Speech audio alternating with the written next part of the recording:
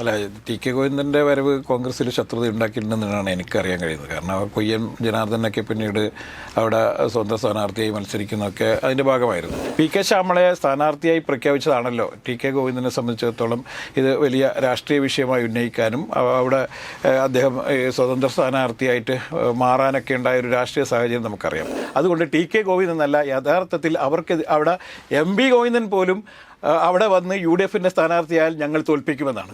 അതുകൊണ്ട് തന്നെ വളരെ ജാഗ്രതയോടുകൂടി വേണമായിരുന്നു അവിടുത്തെ സ്ഥാനാർത്ഥി നിർണയം എന്ന് തന്നെയാണ് അവിടെയുള്ള എൻ്റെ അഭിപ്രായമല്ല, അവിടെയുള്ള പല പാർട്ടി ബന്ധുക്കളുടെയും അഭിപ്രായം അതാണ്. രാജേഷ് നമസ്കാരം. Rajesh, Taliparamba U D F സ്ഥാനാർത്ഥി, അതായത് ഇലക്ഷൻ പ്രഖ്യാപിക്കുന്നതിന് അല്ലെങ്കിൽ പ്രഖ്യാപിച്ചതിന് ശേഷം കോൺഗ്രസിലേക്ക് വന്ന ടി കെ ഗോവിന്ദൻ കോൺഗ്രസിലേക്ക് വന്നിട്ട് അല്ല കോൺഗ്രസിലേക്ക് വന്നിട്ടില്ല, പക്ഷേ U D F C P M വിട്ട യു ഡി എഫിന്റെ സ്വതന്ത്ര സ്ഥാനാർത്ഥിയായിട്ടുള്ള, അല്ലെങ്കിൽ വി ഡി സതീശന്റെ ഭാഷയിൽ പറഞ്ഞാൽ തളിപ്പറമ്പ് വിസ്മയം, തളിപ്പറമ്പ് വിസ്മയമായിട്ടുള്ള ടി കെ ഗോവിന്ദനെ അനുകൂലിച്ചുകൊണ്ട് തളിപ്പറമ്പിലാകെ ഫ്ലക്സ് ബോർഡുകൾ നടന്നിരിക്കുകയാണ്. ഈ ഫ്ലക്സ് ബോർഡിലെല്ലാം എഴുതി വെച്ചിരിക്കുന്നത് എന്താണെന്ന് ചോദിച്ചു കഴിഞ്ഞാൽ, നിയുക്ത തളിപ്പറമ്പ് എം എൽ എക്ക് അഭിവാദ്യങ്ങൾ എന്ന രീതിയിലാണ് പോസ്റ്ററുകൾ പ്രത്യക്ഷപ്പെട്ടേക്കുന്നത്. സത്യം പറഞ്ഞാൽ ഈ ടി കെ ഗോവിന്ദൻ്റെ ശത്രുക്കൾ ആരെങ്കിലും ഇത് ചെയ്തതാണോ, അതോ നിയുക്ത എം എൽ എ എന്നുള്ള ഒരു സ്വപ്ന സാക്ഷാത്കാരത്തിന് വേണ്ടിയിട്ട് ടി കെ ഗോവിന്ദൻ തന്നെ വെച്ചിട്ടുള്ളതാണോ, അതോ ഈ ടി കെ ഗോവിന്ദനോട് അത്രയും ശത്രുത അവിടുത്തെ കോൺഗ്രസ്സുകാർക്ക് ഉണ്ടാവേണ്ട കാര്യമുണ്ടോ? അല്ല, ടി കെ ഗോവിന്ദൻ്റെ വരവ് കോൺഗ്രസ്സിൽ ശത്രുത ഉണ്ടാക്കിയിട്ടുണ്ടെന്നാണ് എനിക്കറിയാൻ കഴിയുന്നത്. കാരണം കൊയ്യൻ ജനാർദ്ദനൊക്കെ പിന്നീട് അവിടെ സ്വന്തം സ്ഥാനാർത്ഥിയായി മത്സരിക്കുന്നതൊക്കെ അതിൻ്റെ ഭാഗമായിരുന്നു. അപ്പോൾ ചില കോൺഗ്രസ്സുകാർക്ക് അല്ലെങ്കിൽ യു ഡി എഫ് അനുഭാവികൾക്ക് ഈ സി പി എമ്മിൽ ദീർഘകാലം 10-40 വർഷക്കാലം സി പി എമ്മിൻ്റെ നേതാവായിരുന്ന ഒരാളിനെ നമ്മൾ പിന്തുണയ്ക്കേണ്ടതുണ്ടോ എന്നുള്ളൊരു ചോദ്യം അവിടെ വളരെ സീരിയസ് ആയി വന്നിരുന്നു. തളിപ്പറമ്പിലും അതുപോലെ തന്നെ പയ്യന്നൂരിലും ഇതേ ചോദ്യം ഉണ്ടായിരുന്നു. നമുക്കറിയാം അമ്പലപ്പുഴയിലും ഇതേ ചോദ്യം ഉയർന്നിരുന്നു, ഒറ്റപ്പാലത്ത് ഈ ചോദ്യം ഉയർന്നിരുന്നു. ചോദ്യം ഉയരാതിരുന്നൊരു സ്ഥലം എന്ന് പറയുന്നത് കൊട്ടാരക്കര മാത്രമാണ്. കാരണം കൊട്ടാരക്കരയിൽ ഐഷ പോറ്റി കോൺഗ്രസ് അംഗത്വം എടുത്തതിന് ശേഷമാണ് അവിടെ മത്സരിക്കുക. അവർ സ്വതന്ത്ര സ്ഥാനാർത്ഥിയല്ല, കൈപ്പത്തി ചിഹ്നത്തിലാണ് അവർ മത്സരിക്കുന്നതുകൊണ്ട് അവിടെ അത്ര ഒരു ചോദ്യം ഉണ്ടായില്ല. കാരണം പാർട്ടിയിലേക്ക് വന്ന ആരെയും പാർട്ടി ചിഹ്നത്തിൽ മത്സരിപ്പിക്കുന്നതിന് ആർക്കും എതിർക്കാൻ പറ്റില്ല. പക്ഷേ ഈ സ്ഥലങ്ങളിലല്ല ഈ ചോദ്യം ഉണ്ടായിരുന്നു. പക്ഷേ കുറച്ചും കൂടി അതിരിവിട്ട ആവേശം കാണിക്കുന്നത് തളിപ്പറമ്പിലാണ്. തളിപ്പറമ്പിലെ യു ഡി എഫ് നേതൃത്വമാണ് എന്നുള്ള നമ്മളിൽ കാണേണ്ടിയുള്ളത്. അതിന് രണ്ട് കാരണങ്ങൾ. ഒന്ന്, അവരുടെ രണ്ട് സ്ഥാനാർത്ഥികൾ എതിരാളികൾ ഉണ്ടായിരുന്നു. ഒന്ന് പി കെ ശ്യാമള എതിർ സ്ഥാനാർത്ഥിയായിരുന്നു, മറ്റൊന്ന് അവരുടെ പാർട്ടിയിൽ നിന്നും പുറത്താക്കപ്പെട്ട കൊയ്യൻ ജനാർദ്ദനും അവരുടെ എതിരാളിയായിരുന്നു നമ്മൾ കാണേണ്ടത്. അപ്പോൾ ഈ 4-ാം തീയതി റിസൾട്ട് വരുന്നത് വരെ ഇത്തരത്തിലുള്ള മനപ്പായസം ഉണ്ണുന്നതിന് ആർക്കും വലിയ ടാക്സ് ഒന്നും കൊടുക്കേണ്ടതുകൊണ്ട് അതുവരെ നിയുക്ത എം എൽ എ ആയി തന്നെ അദ്ദേഹം തുടരട്ടെ എന്നുള്ളത് തന്നെയാണ്. പക്ഷേ നമ്മൾ ഇതിൽ കാണേണ്ട ഒരു വിഷയം എന്ന് പറഞ്ഞാൽ ഈ ഇത്തരത്തിലൊരു സ്ഥാനാർത്ഥിത്വത്തിലേക്ക് വന്ന ചില രാഷ്ട്രീയ സാഹചര്യങ്ങൾ പിന്നീട് തളിപ്പറമ്പിൽ വലിയ വിഷയമായി മാറും. പ്രത്യേകിച്ചിട്ടും കണ്ണൂരിലെ രാഷ്ട്രീയത്തിൽ അത് വലിയ രീതിയിലുള്ള ചർച്ചയായി മാറും എന്നുള്ള കൂടി നമ്മളിൽ ഇതിൻ്റെ കൂടെ കൂട്ടി വായിക്കേണ്ട ഒരു സംഭവമാണ്. കാരണം പി കെ ശ്യാമളയെ സ്ഥാനാർത്ഥിയായി പ്രഖ്യാപിച്ചതാണല്ലോ ടി കെ ഗോവിന്ദനെ സംബന്ധിച്ചിടത്തോളം ഇത് വലിയ രാഷ്ട്രീയ വിഷയമായി ഉന്നയിക്കാനും അവിടെ അദ്ദേഹം സ്വതന്ത്ര സ്ഥാനാർത്ഥിയായിട്ട് മാറാനൊക്കെ ഉണ്ടായ ഒരു രാഷ്ട്രീയ സാഹചര്യം നമുക്കറിയാം. അതുകൊണ്ട് അത്തരമൊരു സാഹചര്യം ഉണ്ടാക്കാതെ എന്തുകൊണ്ട് പാർട്ടി അത്ര കുറച്ചും കൂടി സൂക്ഷ്മതയോടുകൂടി ഈ വിഷയം കൈകാര്യം ചെയ്തില്ല എന്നുള്ളൊരു ചോദ്യം ഇപ്പോൾ അവിടെ ഉയരുന്നുണ്ട്. മാത്രമല്ല ആന്തൂരിലൊക്കെ ആന്തൂർ സഖാക്കൾ എന്ന് പറഞ്ഞുകൊണ്ട് ഈ പാർട്ടിയിൽ പി കെ ശ്യാമളയുടെ സ്ഥാനാർത്ഥിത്വം അത് വലിയ രീതിയിൽ അവിടെ വലിയ പ്രശ്നങ്ങളിലേക്ക് പോകുന്നു എന്നുള്ള രീതി തെരഞ്ഞെടുപ്പിന് ശേഷമാണ്. നേരത്തെ പ്രതിഷേധമൊക്കെ ഉണ്ടായിരുന്നെങ്കിൽ പോലും ഈ ടി കെ ഗോവിന്ദൻ മാഷിൻ്റെ വരവോടുകൂടി ഉണ്ടായ ഒരു ഗുണം, പാർട്ടിക്കുണ്ടായ ഒരു ഗുണം എന്ന് പറയുന്നത് തളിപ്പറമ്പിൻ്റെ പല സ്ഥലങ്ങളിലെ പല ഏരിയ കമ്മിറ്റികളിലും ഈ ടീച്ചറുടെ സ്ഥാനാർത്ഥിത്വം വലിയ വിഷയമായിരുന്നു. അതുപോലെ തന്നെ എം വി ഗോവിന്ദൻ മാഷിൻ്റെ പിൻഗാമിയായിട്ട് അദ്ദേഹത്തിൻ്റെ ഭാര്യ വരുന്നു എന്നുള്ള രീതിയിലൊക്കെ ചർച്ചകളുണ്ടായിരുന്നു. പക്ഷെ അവിടെ സി പി എം കാണിച്ചൊരു മിടുക്ക് എന്ന് പറയുന്നത് പി ജയരാജനെയും എം പി ജയരാജനെയും തളിപ്പറമ്പിൻ്റെ ചുമതല നൽകി എന്നുള്ളതാണ്. കാരണം ഈ പി ജയരാജനെയും എം പി ജയരാജനെയും അവിടെ തെരഞ്ഞെടുപ്പ് കാര്യങ്ങളൊക്കെ നിയന്ത്രിക്കുന്നതിന് വേണ്ടിയിട്ട് അല്ലെങ്കിൽ മേൽനോട്ടം വഹിക്കുന്നതിന് വേണ്ടി ചുമതല നൽകിയതോടുകൂടി ഉണ്ടായത് ഈ നേരത്തെ ആന്തൂർ സാജനുമായി ബന്ധപ്പെട്ടുണ്ടായ ചില വിഷയങ്ങളിൽ അന്ന് പാർട്ടിയുടെ ജില്ലാ സെക്രട്ടറി ആയിരുന്ന പി ജയരാജനും പി കെ ശ്യാമളയും തമ്മിലുണ്ടായിരുന്നു ഈഗോ ക്ലാഷാണ് ഈ സാജന് അവിടെ നീതി ലഭിക്കാതെ പോയത് എന്നുള്ള പാർട്ടി പ്രവർത്തകരുടെ ഇടയിൽ തന്നെ വലിയ വിവാദം ഉണ്ടായിരുന്നു. ആ വിവാദം ചിലപ്പോൾ സി പി എമ്മിന് വലിയ തലവേദനയായി മാറുമോ, അല്ലെങ്കിൽ പി കെ ശ്യാമളയ്ക്ക് വോട്ട് കിട്ടാതിരിക്കാനുള്ള സാഹചര്യം സൃഷ്ടിക്കുമോ എന്നുള്ളൊരു ഭയം പാർട്ടിക്കുണ്ടായിരുന്നു. പക്ഷേ അത് പരിഹരിക്കാൻ വേണ്ടിയിട്ടാണ് പി ജയരാജനെ തന്നെ ഈ ഇവിടുത്തെ പാർട്ടി ചുമതല തെരഞ്ഞെടുപ്പ് കാര്യങ്ങൾ നിയന്ത്രിക്കാനുള്ള ചുമതല കൊടുത്തത്.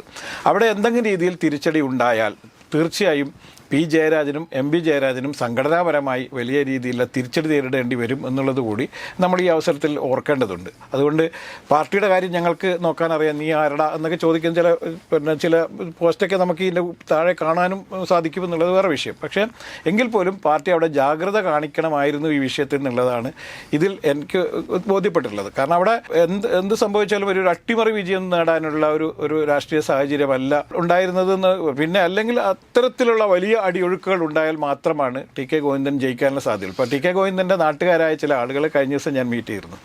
അപ്പോൾ അവരോട് മലപ്പട്ടം എന്ന പ്രദേശം, മലപ്പട്ടത്തിൻ്റെ പ്രത്യേകത സിവിക്കറിയായിരിക്കും, CPM-ൻ്റെ ഏറ്റവും കടുംകോട്ട എന്ന് പറയാവുന്ന പഞ്ചായത്ത് തിരഞ്ഞെടുപ്പിൽ പോലും എതിർ സ്ഥാനാർത്ഥികളൊന്നും ഇല്ലാത്ത കേരളത്തിലെ ഏക സ്ഥലമാണ് മലപ്പട്ടം. ഈ മലപ്പട്ടത്താണ് ഇദ്ദേഹത്തിൻ്റെ വീട്. അദ്ദേഹം ശ്രീകണ്ഠാപുരം ഏരിയ സെക്രട്ടറിയൊക്കെ ദീർഘകാലമാണെന്നാണ്. CPM-ലെ ഒരു കാലത്ത് തളിപ്പറമ്പിലെയും പരിസര പ്രദേശങ്ങളിലെയും വളരെ മുടിചൂടാമന്നനായി വാഴുന്ന ഒരു നേതാവായിരുന്നു ടി കെ ഗോവിന്ദൻ എന്നുള്ള കാര്യം എല്ലാവർക്കും അറിയാം. പക്ഷേ അദ്ദേഹത്തിന് ഇപ്പോൾ ജന്മനാട്ടിൽ പോലും സ്വീകാര്യതയില്ല എന്നുള്ളത് കൂടി ഇതിൻ്റെ കൂടെ കൂട്ടി വായിക്കേണ്ടതുണ്ട്. അപ്പോൾ UDF കേന്ദ്രങ്ങൾ അതിശക്തമായ പ്രചരണം കഴിച്ചുവിട്ടിട്ടുണ്ട്. ഏറ്റവും അവസാനം വോട്ട് ചെയ്യാൻ താല്പര്യമില്ല എന്ന് പറഞ്ഞ പലരെയും നേരിൽ കണ്ട് കാര്യങ്ങൾ ബോധ്യപ്പെടുത്തി അവരെയൊക്കെ ബൂത്തിലേക്ക് എത്തിക്കുന്ന രീതിയിലുള്ള ചില പ്രവർത്തനങ്ങൾ അവിടെ നടന്നിട്ടുണ്ട്. അതുപോലെ തന്നെ പരമ്പരാഗതമായി വോട്ട് എന്നൊക്കെ മാറി നിന്ന മുസ്ലിം സ്ത്രീകളെയൊക്കെ കൃത്യമായി പോളിംഗ് ബൂത്തിൽ എത്തിക്കാനൊക്കെയുള്ള ശ്രമങ്ങൾ അവിടെ UDF നടത്തിയിട്ടുണ്ട്. അതുകൊണ്ട് അത്ര വലിയ തിരിച്ചടിയൊന്നും കിട്ടിയില്ലെങ്കിൽ പോലും അവിടെ വോട്ട് ശതമാനം കുറയാനുള്ള സാഹചര്യങ്ങളുണ്ട് എന്നുള്ളതാണ് അവിടുന്ന് കിട്ടുന്ന ഒരു വിവരം. രാജേട്ടൻ, ഏറ്റവും പ്രധാനപ്പെട്ട ഒരു കാര്യം എന്താണെന്നറിയോ? ഇന്നലെ വരെ കോൺഗ്രസിനെ തെറി പറഞ്ഞിരുന്ന, അല്ലെങ്കിൽ ഏറ്റവും വലിയ ശത്രുവായിട്ട് കണ്ടിരുന്ന ഒരാളാണ് ഈ ടി കെ ഗോവിന്ദൻ എന്ന് പറയുന്നത്.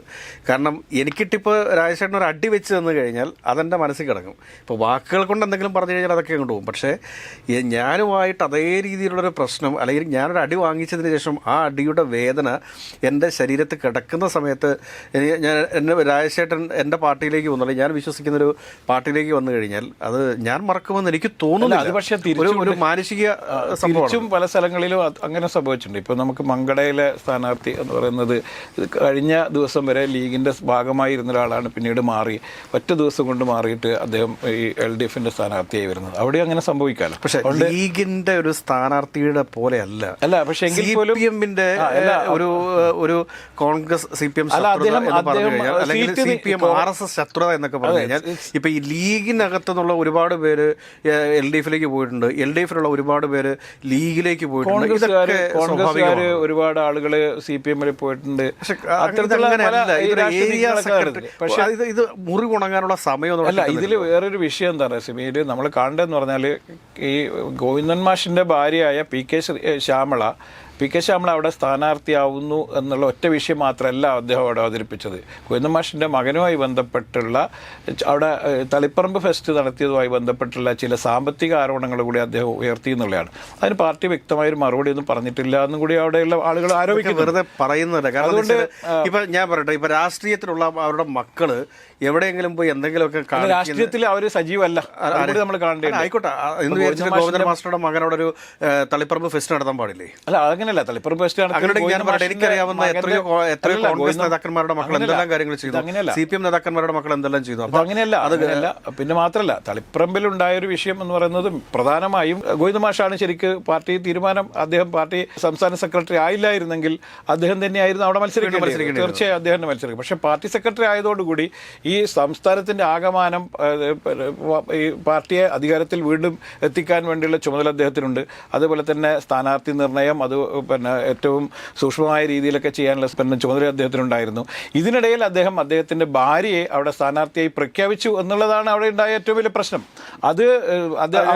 ജില്ലാ കമ്മിറ്റിയുടെ ഏരിയ കമ്മിറ്റിയുടെ അല്ല, അതെന്നെ തീർച്ചയായും സംസ്ഥാന സെക്രട്ടറി ഒരു തീരുമാനം എടുത്തു കഴിഞ്ഞാൽ, പണ്ടൊക്കെ ആയതെങ്കിൽ സംസ്ഥാന സെക്രട്ടറി അങ്ങനെ ഒരു തീരുമാനം എടുക്കില്ല. ഇപ്പോൾ ചടയൻ ഗോവിന്ദൻ്റെയൊക്കെ കാലത്തായിരുന്നെങ്കിൽ അങ്ങനെ ഒരു തീരുമാനം ഒരിക്കലും എടുക്കില്ല എന്ന് നമുക്കറിയാം. പക്ഷേ പിന്നീട് പാർട്ടി സെക്രട്ടറിമാരായിരുന്ന ആളുകളൊക്കെ ചില അത്തരത്തിലുള്ള ശ്യാമള പറയുന്ന എന്ന ആള് ഇതിനു മുമ്പ് അവിടെ തളിപ്പറമ്പിലെ മുനിസിപ്പൽ ചെയർമാനായിട്ട് എല്ലായിട്ടുണ്ട്. ആന്തൂരില് അതാണല്ലോ സാജൻ കേസ് എന്ന് പറഞ്ഞത്. അപ്പൊ അവര് ഇരുന്നിട്ടുള്ള ഒരാളെ പാർട്ടി സെക്രട്ടറിയുടെ ഭാര്യ ആയതുകൊണ്ട് അതുകൊണ്ട് മാത്രമല്ല ഇപ്പൊ പാർട്ടി സെക്രട്ടറിയുടെ ഭാര്യ എന്നുള്ള രീതിയിലല്ല അവർക്ക്. പക്ഷേ എങ്കിൽ പോലും അവിടെ സുകന്യയെ പോലുള്ള കുറച്ചും കൂടി സീനിയർ മോസ്റ്റ് ആയിട്ടുള്ള അല്ലെങ്കിൽ സ്റ്റേറ്റ് ലെവലിൽ തന്നെ അറിയപ്പെടുന്ന ഒരു അവർ വിദ്യാർത്ഥി യൂണിയനിലൂടെ SFIയിലൂടെ വന്നതാണ്. അത് തീർച്ചയായും അവർക്ക് അവിടെ സ്ഥാനാർത്ഥിയാവാനുള്ള ഇതുണ്ടായിരുന്നു. അവർ സ്ഥാനാർത്ഥി ആയിരുന്നെങ്കിൽ ഇത്രയും വിഷയങ്ങൾ ഉണ്ടാവില്ല എന്നുള്ളതാണ്.